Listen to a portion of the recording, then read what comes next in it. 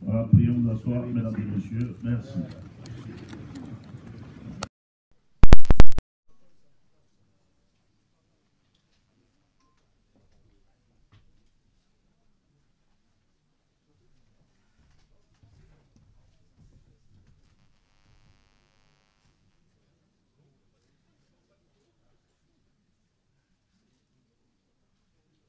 Voilà, on va demander aux journalistes de faire les prises de vue et de se repositionner.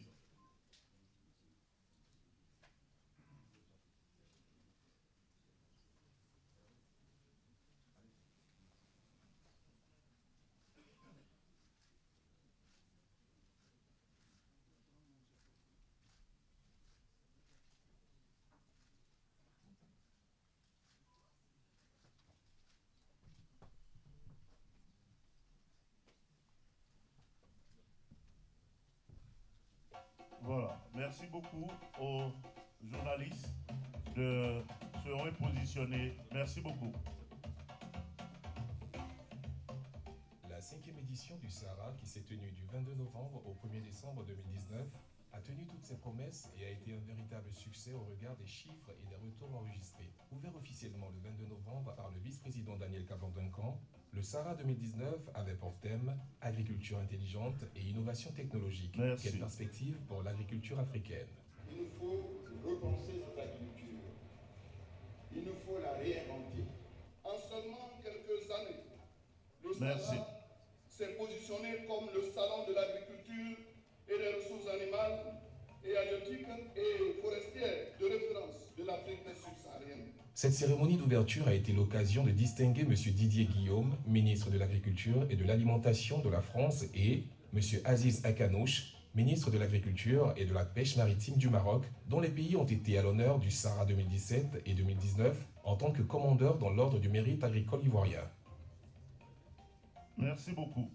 Placé sous le signe de la maturité, le Sahara 2019 a été un véritable succès au regard des chiffres et des retours enregistrés. Plus de 360 000 visiteurs, soit une progression de 20% par rapport à 2017. 29 pays représentés avec la France comme pays à l'honneur, plus de 786 entreprises et organisations exposantes, 21 délégations étrangères présentes dont 13 ministres, plus de 238 milliards de francs CFA projetés en termes d'investissement pour les années à venir. Merci beaucoup.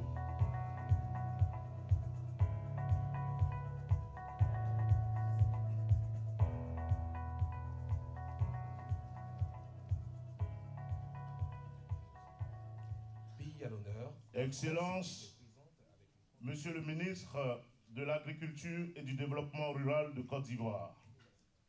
Excellence, Monsieur le ministre des Ressources animales et halieutiques de Côte d'Ivoire. Excellence, Monsieur l'ambassadeur de Côte d'Ivoire en France. Honorables invités de la Côte d'Ivoire, chers amis de la Côte d'Ivoire, tous en vos rangs, grades et qualités, tout protocole respecté. Honorables membres de la délégation ministérielle, distingués partenaires privilégiés du secteur agricole de Côte d'Ivoire, mesdames et messieurs, la Côte d'Ivoire, terre d'agriculture par excellence, vous dit Akwaba. Bienvenue. Son Excellence, Monsieur l'ambassadeur de Côte d'Ivoire en France, saura trouver les mots justes pour vous dire merci de votre présence à cette conférence de haut niveau qui va mettre l'agriculture de Côte d'Ivoire au centre de tous les intérêts ce matin. Ensuite suivra une projection d'un film bilan sur le Salon international de l'agriculture et des ressources animales qui s'est tenu du 22 novembre au 1er décembre 2019 à Abidjan, Côte d'Ivoire. Et le thème de la conférence aujourd'hui, à savoir l'agriculture ivoirienne face aux défis de la modernisation, sera abordé dans toute sa quintessence par notre expert, M. Koulibaly Noun, directeur général de la planification, des statistiques et des projets au ministère de l'Agriculture. Suivra ensuite une session de questions-réponses sur le thème développé.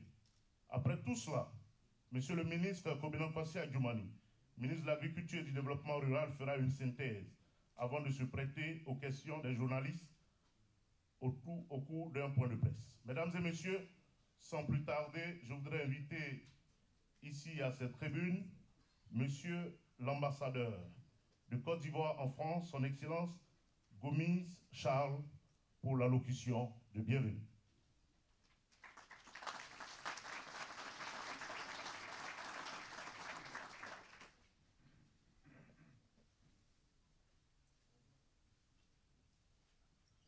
Monsieur le ministre de l'Agriculture, Monsieur Kwasi Adjoumani, Monsieur le ministre des Ressources animales, des ressources halieutiques et de l'élevage, Monsieur Moussa Dosso, Messieurs les directeurs généraux, chers amis, je voudrais, au nom de la Côte d'Ivoire, vous remercier à tous d'être venus ce matin pour entendre la délégation de Côte d'Ivoire vous parler de la Côte d'Ivoire. Nous avons de nombreuses personnalités ici que je ne pourrais pas citer individuellement. Il y a une bonne représentation de la diaspora ivoirienne en France, ici présente. Les amis de la Côte d'Ivoire qui sont ici, je vous dis merci, et au nom du pays, au nom de la Côte d'Ivoire, au nom du président de la République, je vous dis merci beaucoup.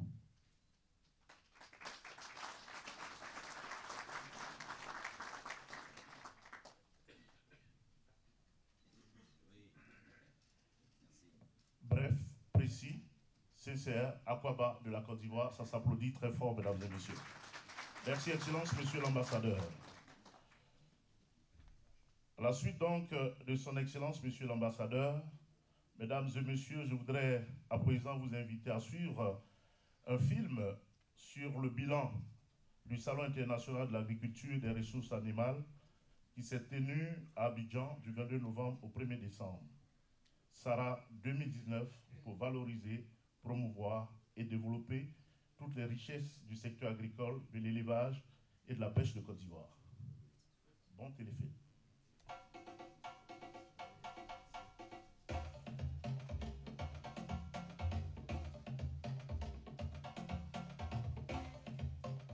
La 5e édition du SARA, qui s'est tenue du 22 novembre au 1er décembre 2019, a tenu toutes ses promesses et a été un véritable succès au regard des chiffres et des retours enregistrés. Ouvert officiellement le 22 novembre par le vice-président Daniel Kablan-Duncan, le SARA 2019 avait pour thème « Agriculture intelligente et innovation technologique. Quelle perspective pour l'agriculture africaine ?»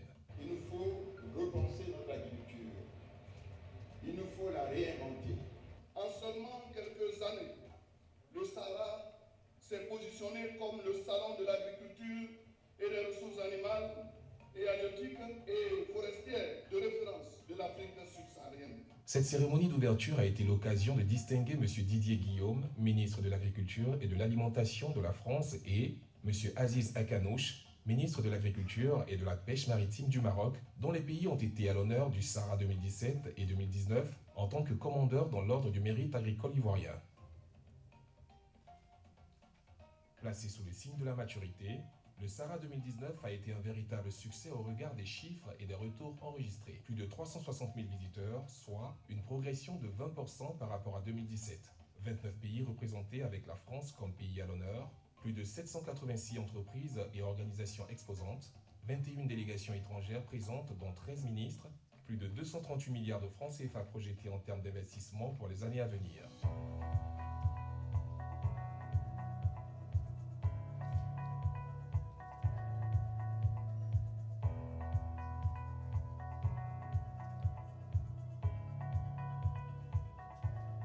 Pays à l'honneur, la France, qui était présente avec une trentaine d'entreprises et 5 régions, a exposé son savoir-faire en matière d'agroécologie et d'innovation.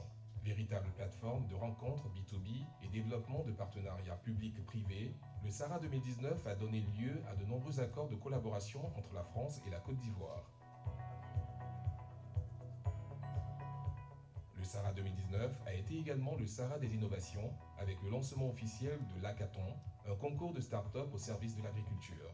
Le ministre Alain Richard Danvailly, des Eaux et Forêts, a procédé au nom du Premier ministre au lancement de ce concours dont la phase finale a permis de retenir 19 porteurs de projets. Fier du succès de l'organisation du SARA 2019, le président de la République, son Excellence Alassane Ouattara, a offert 54 tracteurs flambant neufs à des coopératives de producteurs au cours de sa visite. Ce matériel devrait permettre d'accroître la productivité dans le secteur agricole et parvenir à une agriculture compétitive, rentable et attrayante.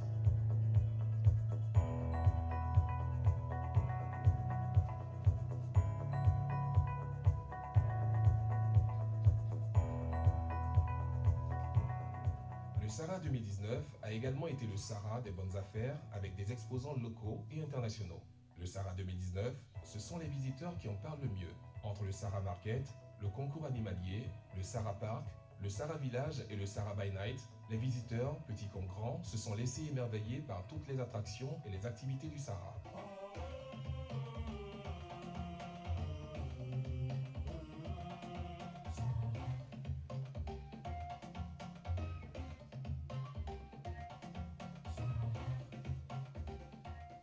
Le dimanche 1er novembre 2019, la cérémonie de clôture du SARA 2019, présidée par le Premier ministre Amadou Gon Coulibaly, a été l'occasion de récompenser d'une part les meilleurs acteurs du secteur agricole et de ressources animales et halieutiques et d'autre part les participants aux différentes compétitions organisées dans le cadre de cette 5e édition. Ainsi, une cinquantaine de personnes ont été décorées, certains au grade de chevalier et d'autres au grade d'officier dans l'ordre du mérite agricole. 27 personnes ont également été élevées au grade de commandeur dans l'ordre du mérite agricole par le Premier ministre Amadou Gon Coulibaly en personne. C'est sur des notes festives et dans une ambiance conviviale que les rideaux sont tombés sur le SARA 2019, un SARA qui a été au-delà des objectifs fixés. Rendez-vous pour le SARA 2021 qui vous réservera des surprises encore plus agréables.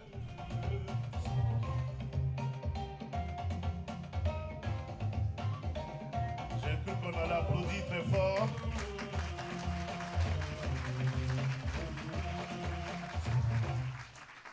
Merci au ministre de l'Agriculture qui a montré aussi sa dimension culturelle avec l'exécution du tam-tam, qu'on applaudit très fort. Merci également à Madame Djenebou Kondé, Madame la commissaire générale du SARA. Merci, c'est un SARA 2019 qui a largement dépassé les attentes et qui a tenu toutes ses promesses. Merci beaucoup. Mesdames et messieurs, nous l'avons vu dans ce film bilan du SARA. À l'occasion de la 5e édition du SARA 2019, le président de la République, en 2019 à Abidjan, 54 tracteurs aux acteurs du secteur agricole en vue de la modernisation de l'agriculture. Oui, modernisation de l'agriculture, j'insiste. Cette volonté du chef de l'État est traduite éloquemment dans le PNIA 2, le Programme national d'investissement agricole de 2e génération de Côte d'Ivoire, qui est le cadre cohérent de programmation des investissements publics et privés. Mesdames et messieurs, je vais m'arrêter là pour introduire un expert qui viendra parler de l'agriculture avec le thème de la conférence qui est l'agriculture ivoirienne face aux défis de la modernisation. Oui, c'est quelqu'un qui maîtrise la question, c'est quelqu'un qui est outillé pour, et je voudrais, mesdames et messieurs, qu'on puisse recevoir M. Noun Coulibaly, directeur général de la planification, des statistiques et des projets au ministère de l'Agriculture.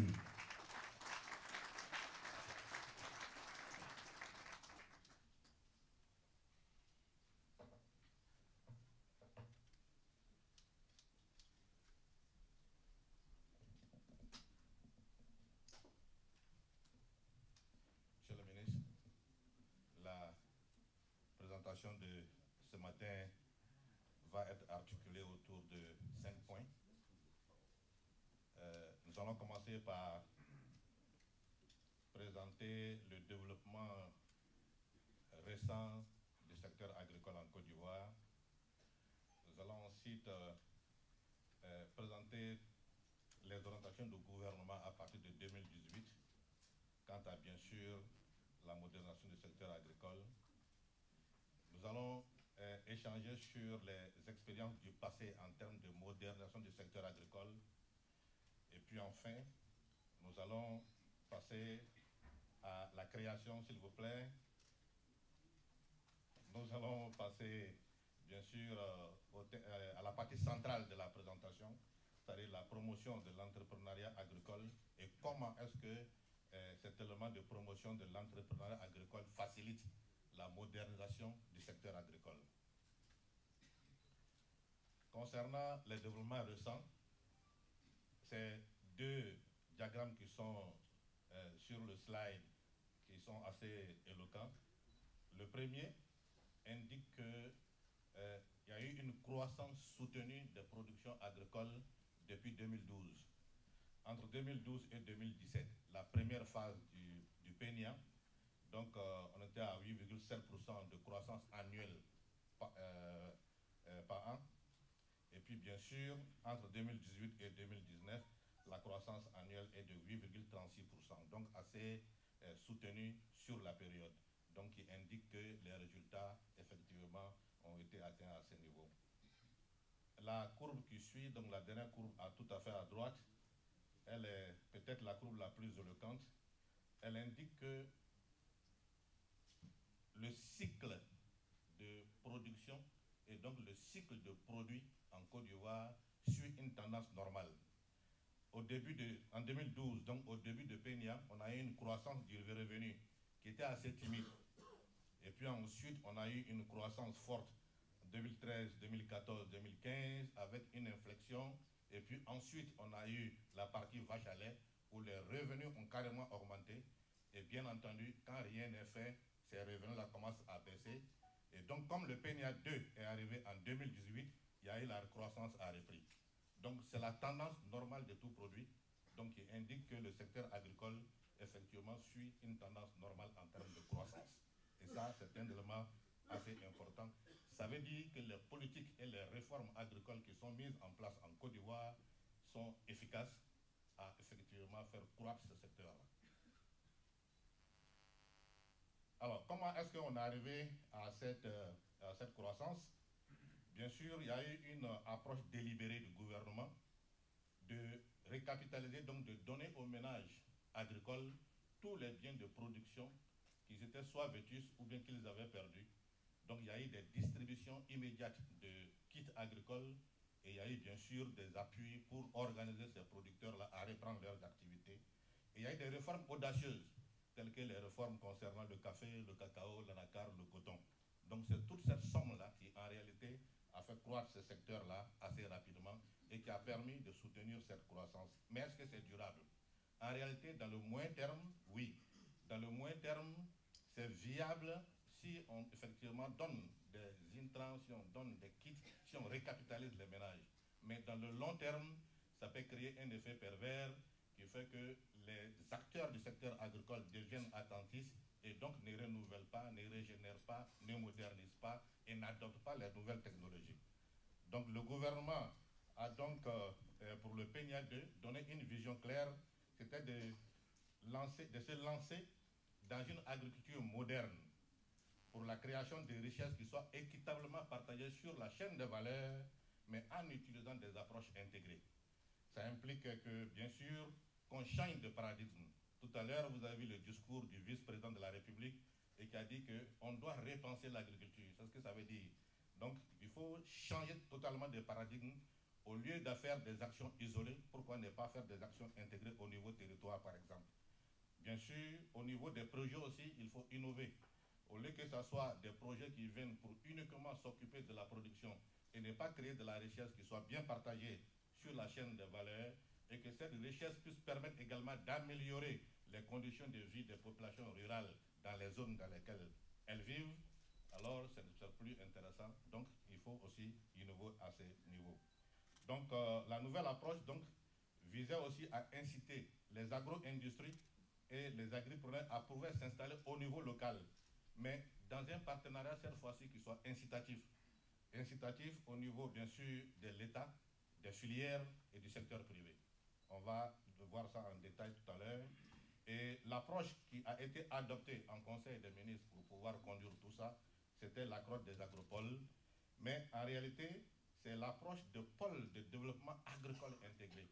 Je vais, avec votre permission, Monsieur le ministre, réexpliquer cette approche pour que, bien sûr, ceux qui n'avaient pas encore eu la chance de voir l'approche puissent la capter, puisque une bonne partie de la présentation dépend de cette approche. Alors, la zone qui est en bleu, le ovale, cette zone-là indique par exemple une zone d'agropole, donc un pôle de développement agricole intégré. Dans cette zone, on va adresser toutes les questions qui sont liées à la production, qui sont liées bien sûr à la commercialisation et qui sont liées à la transformation au niveau local. Donc le premier bloc, c'est le bloc des aménagements et de la production agricole. Donc ce bloc de production, ce que le gouvernement va faire, c'est de mettre en place toutes les infrastructures qu'il faut pour que, bien sûr, les paysans puissent être à l'aise pour faire leur travail de production. Ce n'est donc pas à eux d'aller se débrouiller pour chercher la semence, qui sera nécessairement une semence tout venant. Ce n'est pas à eux d'aller se débrouiller pour voir comment est-ce qu'ils peuvent régler les problèmes du foncier rural, et ainsi de suite. Donc, autour donc, de ce bloc-là, ce que l'État doit faire pour inciter et pour faire en sorte que les producteurs puissent bien faire leur travail, c'est bien sûr de mettre en place les réseaux semenciers et de pouvoir faire la production de semences de qualité et approcher cette semence-là du producteur. Ce que l'État doit faire, c'est de structurer le monde rural de telle sorte que, bien sûr, on ait des organisations professionnelles bien connues, officielles qui ne sont plus dans l'informel, et bien sûr, organiser également les filières en interprofession et régler les questions du foncier rural. Et bien sûr, il y a la question de la formation continue des paysans. Quand il n'a pas cette formation continue, tout ce que vous allez envoyer, comme bien sûr innovation, ils ne pourront pas l'adopter. Même s'ils l'adoptent, à terme, ils ne pourront pas continuer de l'utiliser, tout simplement parce qu'ils n'ont pas la formation continue nécessaire. Et puis enfin, il y a toute la question de mécanisation qu'il faut régler. Pas seulement les tracteurs, mais bien sûr toute la question de la petite irrigation, toute la question, bien sûr, d'autres moyens modernes de travail, tels que comment arracher